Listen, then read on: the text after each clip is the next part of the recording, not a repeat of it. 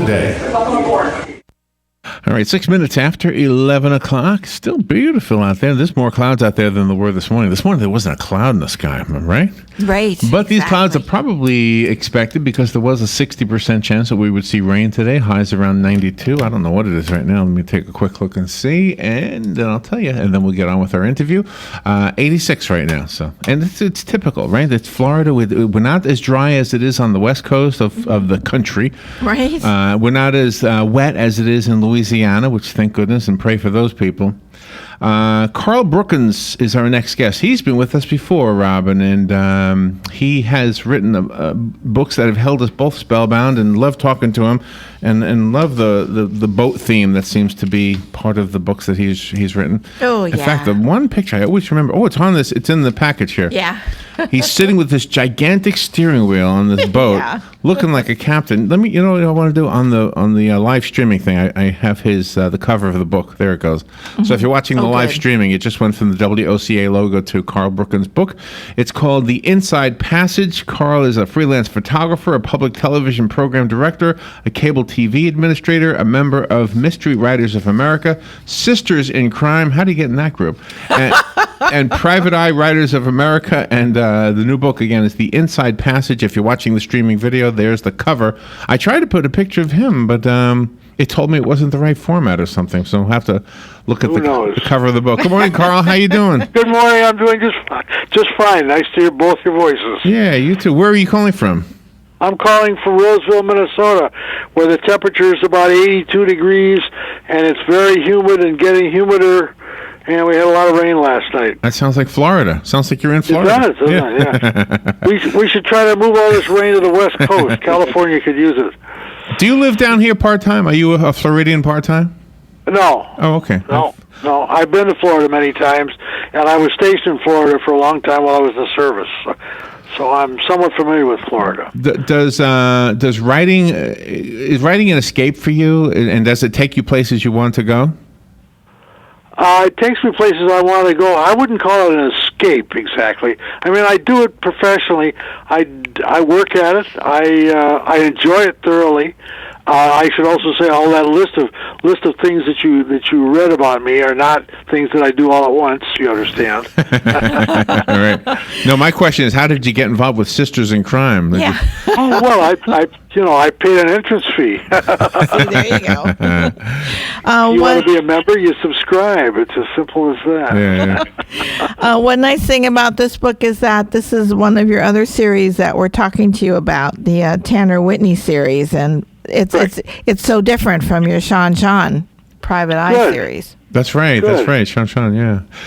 So again, the escape part. I mean, it seems like boating is something that you enjoy, and boating is absolutely part of the theme of the book, right? Especially sailing. I mean, I enjoy any kind of boating, but I've canoed in wilderness areas up north in Canada, and we've even boated in the Inside Passage in Florida and in the Caribbean.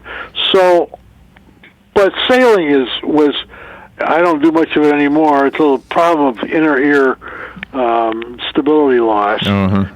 But yeah, go ahead. So give us the movie trailer version of the story in the Inside Passage. Yes, the elevator story. No, not that short.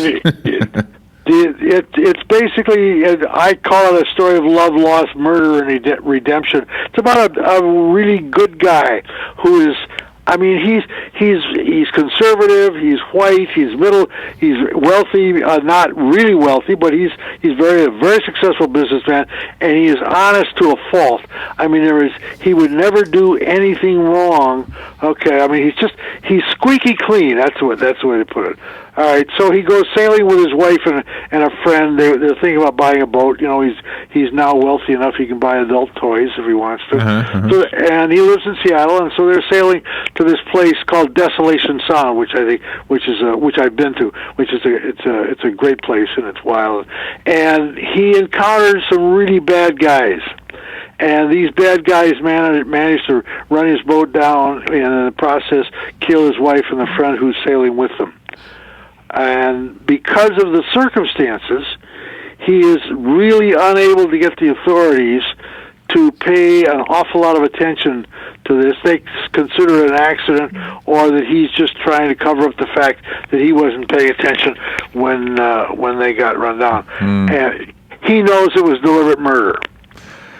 And so therein lies the conflict. There you go. Now, so he has to become almost a vigilante in order to solve this mystery and see justice done to these people, these murderers. And it alters his view of the world, not a lot, but a little bit. And he meets a woman who turns out to be a really helpful person, very strong woman. I like strong women, and I may have told you I grew up in a family with two really strong and accomplished daughters and a strong and accomplished wife. So, yeah. Let me read one of the paragraphs because I love this kind of paragraph. She turned out the lights and pulled the curtains. In the light of approaching dawn, she stripped her clothes off. Naked, she crawled into the sleeping bag and gathered Tanner's inert, chilled torso into her arms. Now, see, this is the kind of writing I like. I'm sorry. Erotic. Yeah. You like? No, it's romantic. It's romantic. Yeah. We call that romance. Yes, yeah. Yeah, right. Okay. I'm just teasing. I'm just teasing. I agree. No, you're right. I agree. It is. No, but I think a lot of people will never admit to liking that. But I love that, and I think.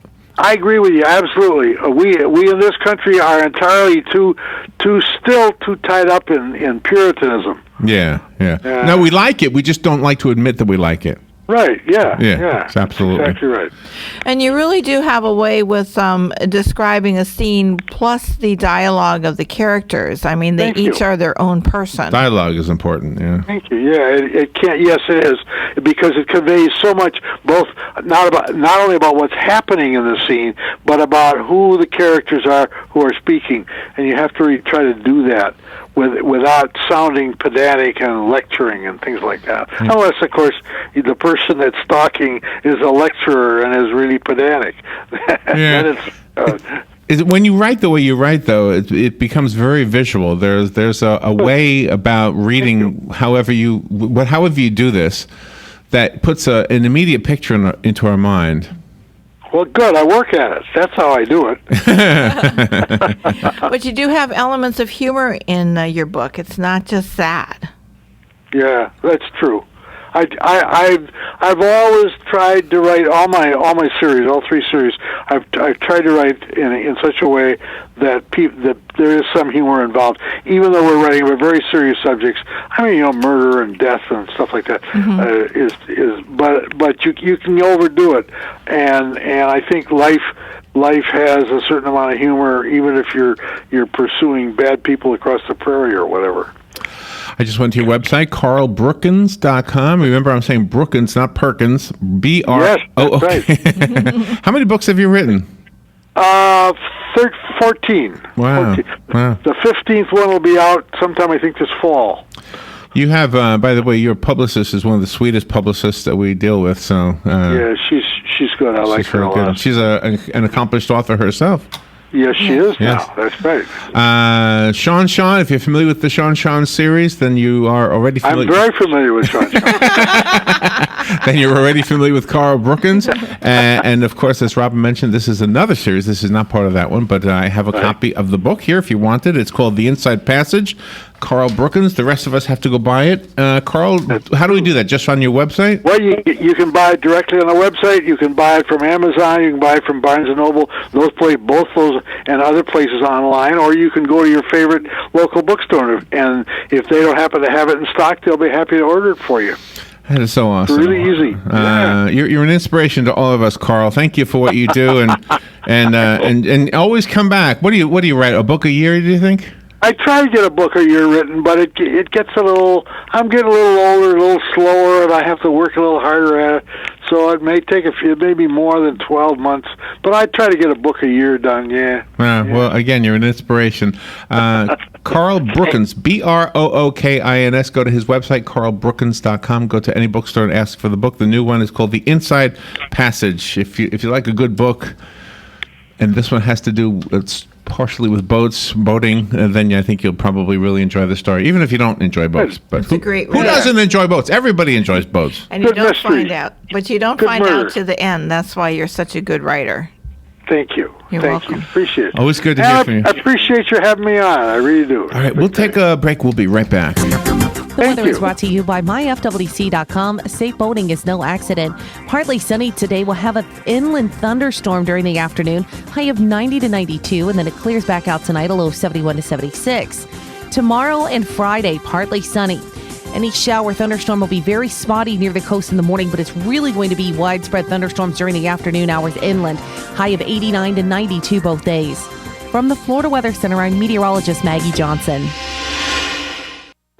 Hi, my name is Erica Olstein. I'm a doctor of acupuncture and oriental medicine. So, you used to be wired, now you're just tired. You used to be thin, but now you're the heaviest you've ever been. You don't necessarily always have to take a med if your thyroid is playing dead. If you have a thyroid disorder, an acupuncture visit may be in order. Come visit me, your primary care physician, Erica Olstein, at A Better You Healthcare. Call me at 352-615-5566.